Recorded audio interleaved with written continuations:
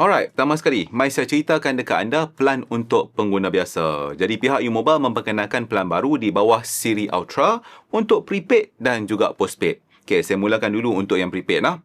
Okey, untuk Ultra Prepaid, mereka memperkenalkan SIM Pack Ultra Prepaid yang datang dengan 20GB data, yang mana data tu tidak ada sebarang sekatan kelajuan.